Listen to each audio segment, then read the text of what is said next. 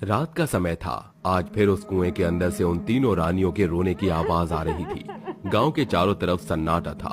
गली के कुत्ते भी अपना कोना पकड़कर सो गए थे। इतनी रात को जंगली भेड़िए जोर जोर से चिल्ला रहे थे, जिनकी आवाज सुनकर कंचना अपने पति रोहित से कहती है, वो तीनों फिर से जागी हैं।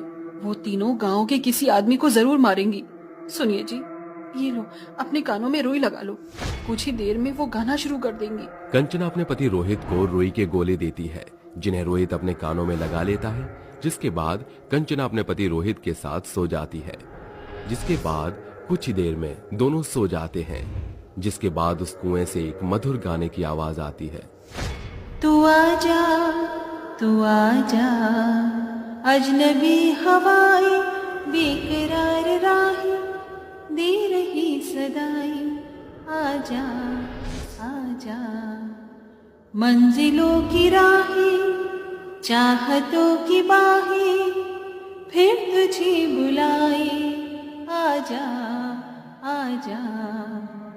उस गाने को सुनकर गांव के 3 आदमी गाने पर आकर्षित हो जाते हैं और बिना सोचे समझे गाने की ओर चलने लगते हैं। चलते चलते वो खूनी कुएं के पास पहुंच जाते हैं और कुएं के अंदर झांकने लगते हैं।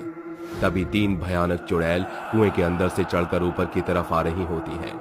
जिसके बाद वो तीनों चुड़ैल बाहर निकलकर उन तीनों आदमियों की गर्दन पर अपना मुंह रखकर उनका सारा खून चूसकर अपने मुंह से उनका खून कुएं में फेंकने लगती हैं। जिसके बाद वो तीनों चुड़ैल कुएं के अंदर डूब जाती हैं और कुएं का पानी पूरा खूनी हो जाता है।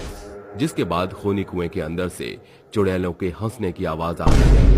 अगले दिन सुबह जब गांव के लोग उन तीनों आदमियों को कुएं के पास मरा हुआ देखते हैं तो सब बहुत डर जाते हैं।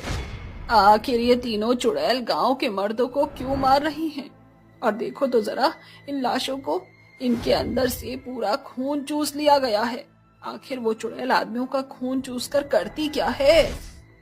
पता नहीं, मुझे तो कुछ समझ नहीं आ रहा।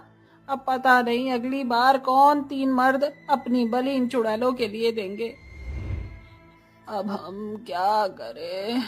आखिर हमारे पास और कोई चारा भी तो नहीं है। कौन हमें इन चुड़ैलों से बचाएगा?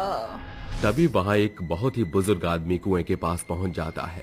जिसके बाद वो उन तीनों लाशों को देखकर बहुत घबरा जाता है और खांसते हुए गांव के लोगों से कहता है,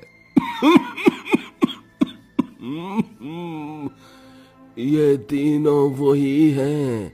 ये तीनों उस गांव के एक भी मर्द को नहीं छोड़ेंगी। इन्होंने आज तक किसी